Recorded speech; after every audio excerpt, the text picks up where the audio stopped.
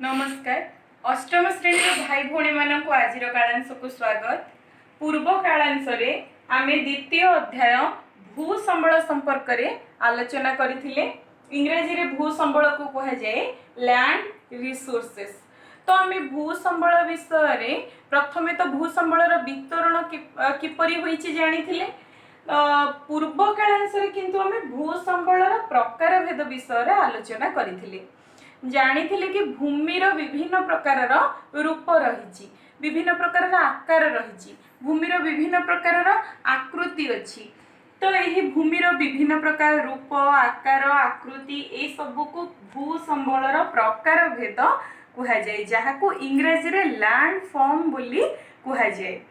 तो आमे किपरि एही लैंड फॉर्म बा भूमिर रूप को प्रतिपादित करू। साधारणतः भूभाग अपेक्षा जल भाग अधिका रही। जल भाग चारिआडे गोटे समान लेवल रे अच्छी, समान भाव रे अच्छी। तेणु आमे सबु बेले समुद्रर विशाल समुद्रर जल राशि को एकक भाव रे नहीं समुद्र पतन ठारू भूमिर विभिन्न प्रकार रूप को मेजरमेंट करिथाउ।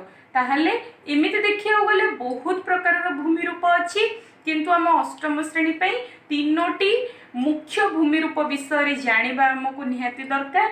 तो प्रथम प्रकार भूमि रूप विषय में पूर्व वीडियो रे आलोचना करथिले। प्रथम प्रकार भूमि रूपटी हेउछि पार्वत्य भूमि। पार्वत्य भूमि जानिया पूर्वरु प्रथमे हमको डेफिनेशन पुणी आम मन पकईदवा संज्ञाटा कौन। आपण मैंने जदि चित्र को मन रखिदेवे ताहले ये जिनसर डेफिनेशन मन रखियाटा सहज हो। तो पार्वत्य भूमि काहाकू कहा जाए?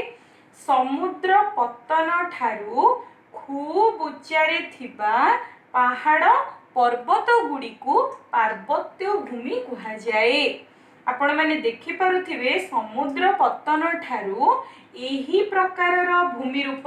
आपण भाबिबे कि केवल कौन यही प्रकार ना, ये भूमि रूप को भी आपण देखंतु कंपेयर करंतु यही प्रकार भूमि रूप सहित ये भी एक प्रकार भूमि रूप। ये मो लैंड लिखिछि भूमि संपूर्ण रूपे एटा गोटे भूभागर चित्र। तो यही भूभाग रे यही प्रकार गोटे भूमि रूप देखिले आपण, ये भी गोटे प्रकार भूमि रूप, ये भी गोटे प्रकार भूमि रूप, ये भी गोटे प्रकार भूमि रूप।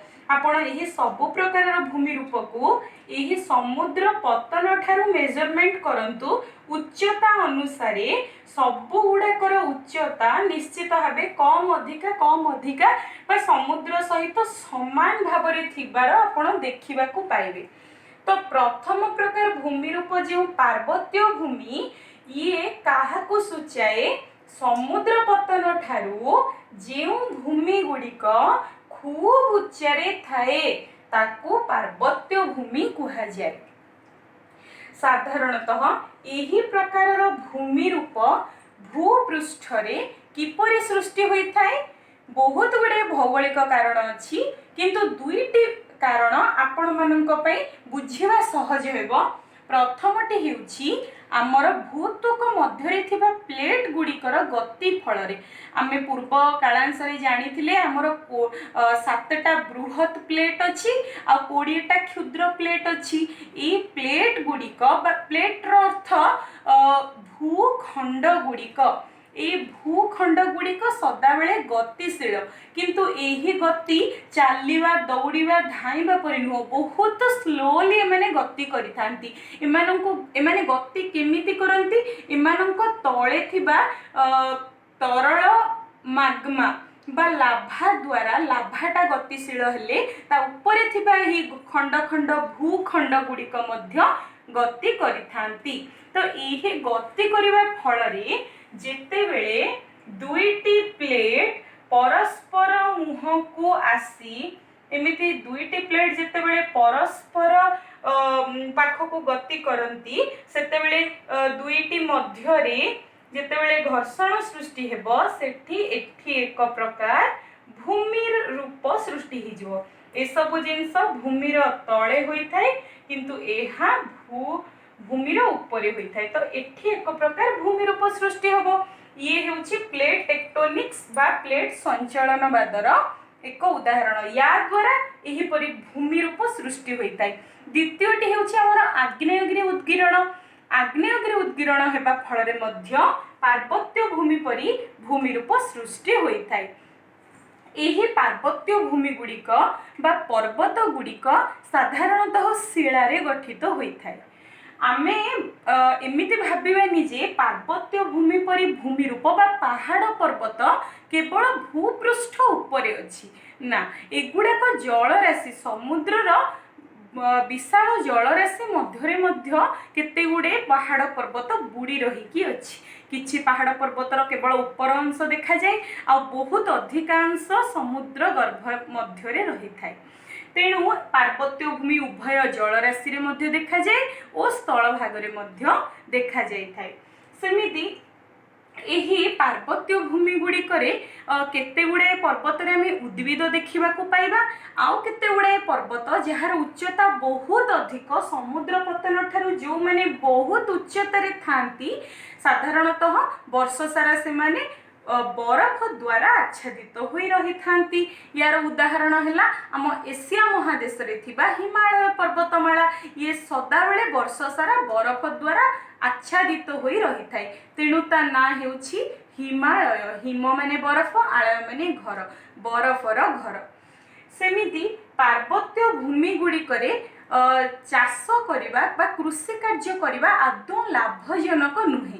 कारण कौन? पार्वत्य भूमि बा पहाड़ गुड़िकरे मूर्तिकार स्तर बहुत पतला, पुणी जेहेतु गड़ाणिया थाए, पार्वत्य भूमिर स्लोप थाए, तीख गड़ाणी थाए, या द्वारा कौन हुए भूस्खलन मध्य होई थाए। तेणु पहाड़ पर्वत गुड़िकरे कृषि कार्य करिबा एते लाभजनक नुहे। सेठी जंत्रपाति आमे व्यवहार कर परिबा नाही, पुणी मूर्तिका मध्य एते उन्नत धरणर उर्वर मूर्तिका नुह।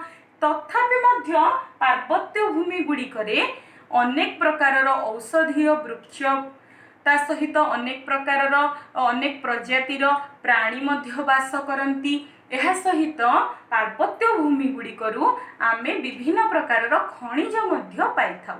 तेणु पार्वत्य भूमि गुड़िकर इम्पोर्टेंस बा आवश्यकता आम मानकर जीवन रे निश्चित भावे रहिछि।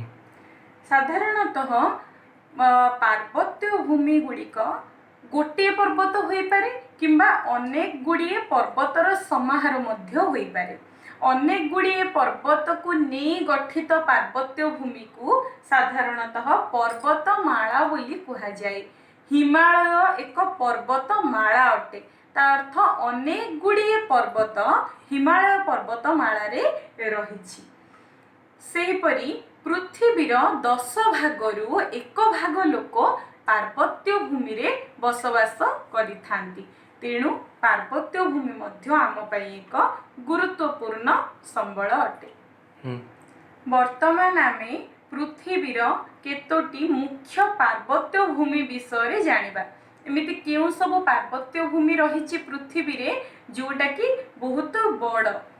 तो प्रथमे आसीबो आम एशिया महादेशर हिमालय पर्वतमाला।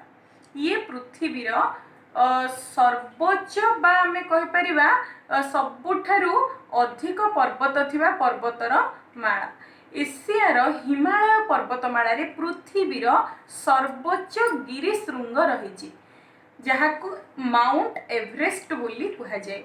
तो यही माउंट एवरेस्ट रो उच्चता समुद्र पतन ठारू 8848 मीटर। यह पृथ्वीर सर्वोच्च शृंग माउंट एवरेस्ट। सेमिति हिमालय पर्वतमाला रे रहिछि आउ एक पर्वतमाला, आउ एक पर्वत जोटा कि भारतर सर्वोच्च पर्वत बा गिरिशृंग बोली आमे कहि परिबा। ता हेउछि सिक्किम राज्य रे अवस्थित कांचनजंगा। ये भारतर सर्वोच्च पर्वत, ये हिमालय पर्वतमाला रे रहिछि। सेमिति हिमालय पर्वतमाला समुद्र पतन ठारू एते उच्चतारे अछि जे वर्ष सारा प्राय एहार अधिकांश पर्वत गुड़िक बरफ द्वारा आवृत होइकी रही थांती, जोड़ा मु आपनकु पूर्वरु कहली। तेणु याकू बरफर घर बोली मध्य कहा जाए हिमालय।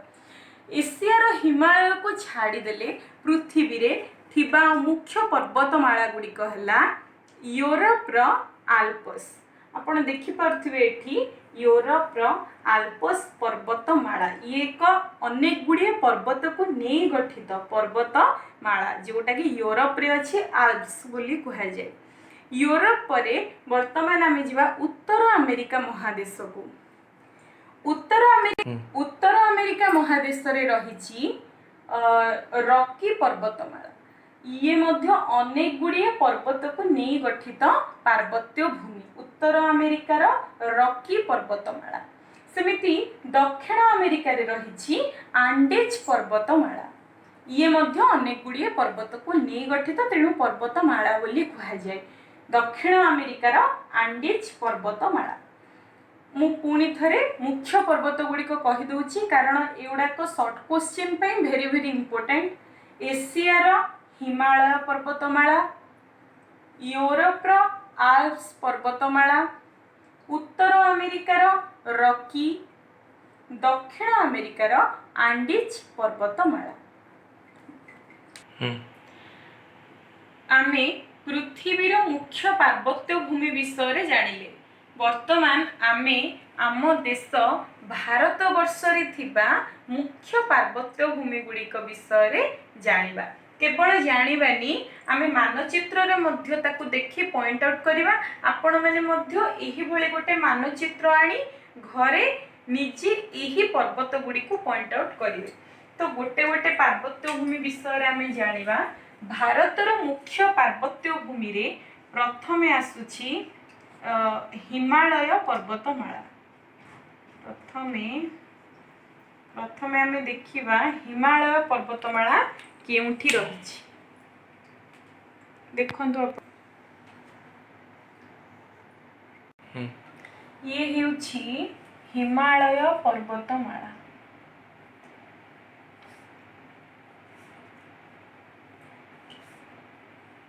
आपण माने देखि पारथिबे हिमालय पर्वतमाला भारत रे केमिति परिव्याप्त होइछि।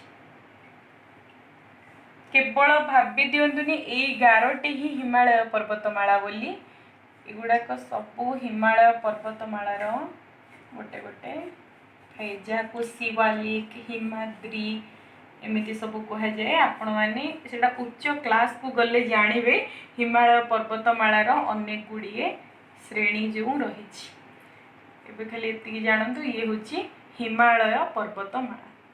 आपण माने देखि पारथिबे हिमालय पर्वतमाला किपरि गोटे प्रतिबंधक हेई बा आमे कहि परिबा भारतर एक पाचेरी होई रही अछि। ये हला हिमालय। वर्तमान मु एठी लिखि दोची ये होची हिमालय पर्वतमाला।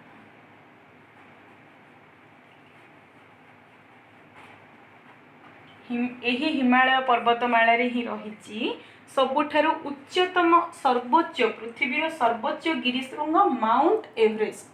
समुद्र एठी आपण जलराशि देखि पाउछंती। तो ये समुद्र पतन ठारू माउंट एवरेस्ट रो उच्चता ए अनेक गुडी पर्वत एठी अछि। से भितर माउंट एवरेस्ट रो उच्चता ये समुद्र पतन ठारू देखिले केते मीटर ऊपरे 8848 मीटर उच्चता रे अछि किए माउंट एवरेस्ट। हिमालय पर्वतमाला ही एक पर्वत। वर्तमान आमे भारतर द्वितीय मुख्य पर्वतमाला विषय जानिबा बा पार्वत्य भूमि विषय जानिबा। द्वितीयटी हेउछि आरावली पर्वतमाला। आपण आरावली पर्वतमाला विषय सुनिथिबे। ये नुआ दिल्ली रु आरंभ होई गुजरात पर्यंत परिव्याप्त एठी अछि आरावली पर्वतमाला। तो आरावली पर्वतमाला रे सबुठारु उच्चतम पर्वत हेउछि mount Guru Shikhar. Mount Guru Shikhar. Mount Guru Shikhar Rajasthan राज्य रे अवस्थित। राजस्थान राज्य रो माउंट आबू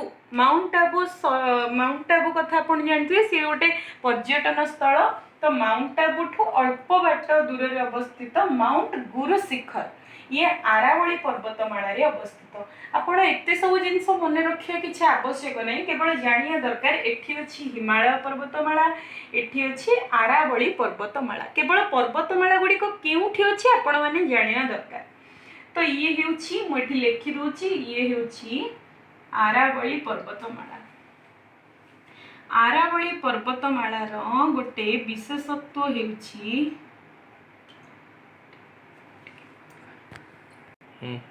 आरावली पर्वतमाला गोटे विशेषत्व हेउछि एहा एक पुरातन पर्वतमाला और एहा जेहेतु बहुत पुरातन तेणु प्राय क्षय होई गलानी। तेणु एहार पर्वत गुड़िकर उच्चता मध्य कम अटे। तृतीय भारतर मुख्य पर्वत हेउछि एठी अछि, ये हेउछि विंध्य पर्वतमाला। ये हेउछि विंध्य।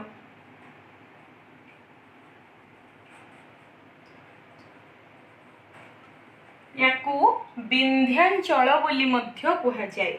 विंध्य पर्वतमाला याकू विंध्यांचल बोली मध्य कुहा जाय। विंध्य पर्वतमाला तळे ठीक आउ एक पर्वतमाला अछि, याकू कुहा जाय सातपुरा बा सतपुरा बोली मध्य याकू कुहा जाय। विंध्य सतपुरा पर्वतमाला।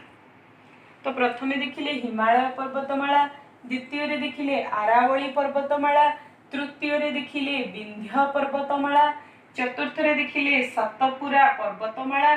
आपण ही पर्वतमाला गुडी को प्रत्येक दिन स्कूल रे कहंती को मंत्र बा को स्तोत्र आपण एवडा सब कहंती, आपण टिके मने पकांदु।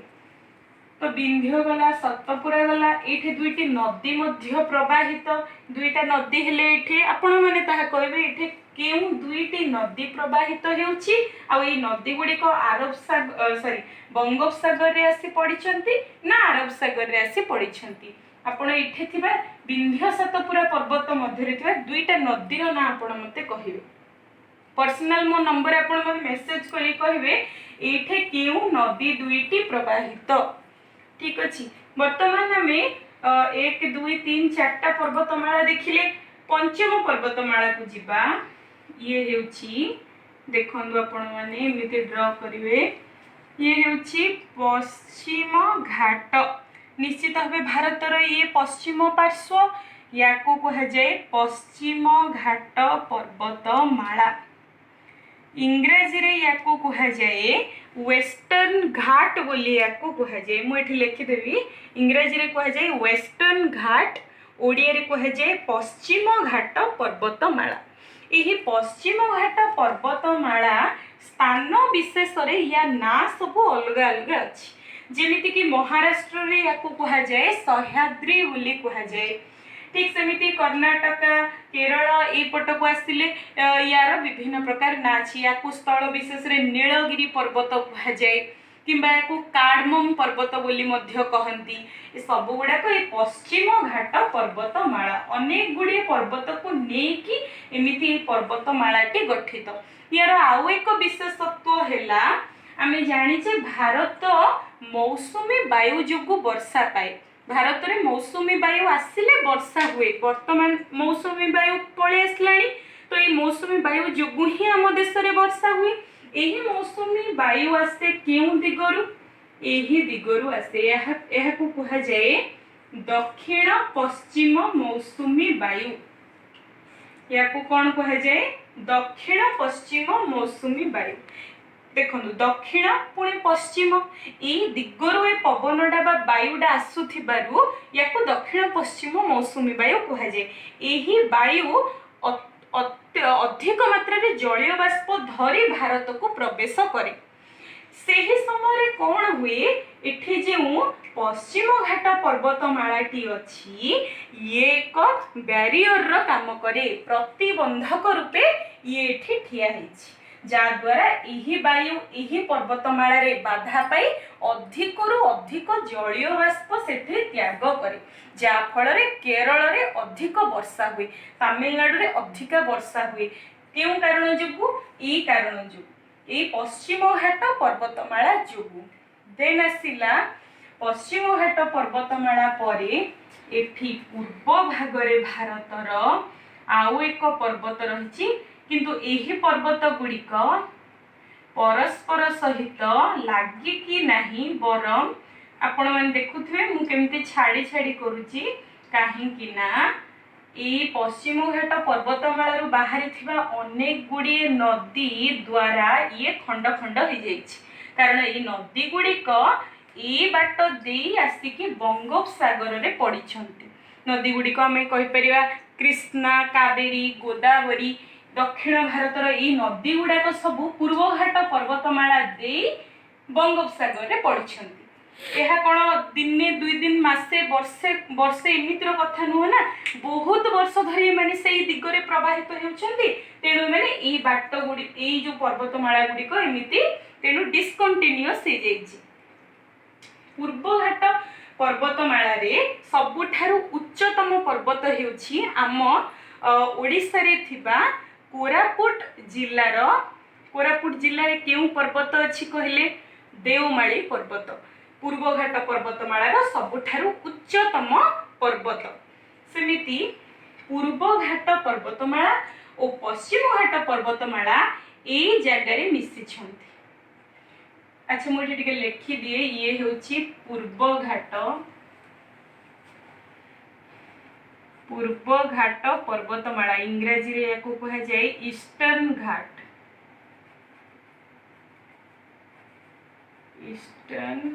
ଘାଟ ଆକୁ କୁହାଯାଏ। ସେମିତି ୟାକୁ କୁହାଯାଏ କ'ଣ? ୱେଷ୍ଟର୍ନ ଘାଟ। ଆପଣ ମାନେ ଇଂଲିଶର ଏଇ ନାଁ ଗୁଡ଼ିକ ମନେ ରଖନ୍ତୁ, ଆପଣଙ୍କୁ ଫ୍ୟୁଚରରେ ବହୁତ କାମ ଦେବ। ଓଡ଼ିଆରେ ୟାକୁ କୁହାଯାଏ ପଶ୍ଚିମ ଘାଟ ପର୍ବତମାଳା। ଠିକ ଅଛି, ତ ୟାକୁ କୁହାଯାଏ ପୂର୍ବ ଘାଟ ପଶ୍ଚିମ ଘାଟ ମିଶିଛନ୍ତି କେରଳରେ, କେରଳ ରାଜ୍ୟରେ। ଏହି ପର୍ବତକୁ ଏଠି କୁହାଯାଏ ନୀଳଗିରି ପର୍ବତମାଳା।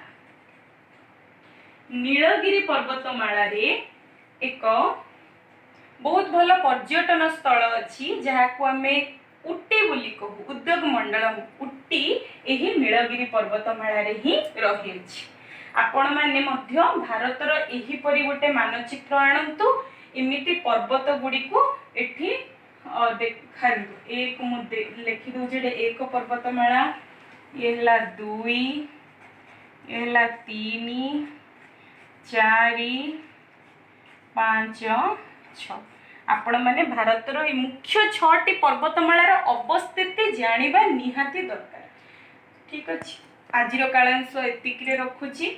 ଯାହା ପାର୍ବତ୍ୟ ଭୂମି ବିଷୟରେ କିଛି ସନ୍ଦେହ ଥିବ ମୋ ପର୍ସନାଲ ନମ୍ବରରେ ଆପଣ ମାନେ ଏବେ ନେକ୍ସଟ କାଳାଂଶରେ ଆମେ ଦ୍ୱିତୀୟ ପ୍ରକାର ଭୂମି ରୂପ କ'ଣ ସେହି ବିଷୟରେ ଆଲୋଚନା କରିବା।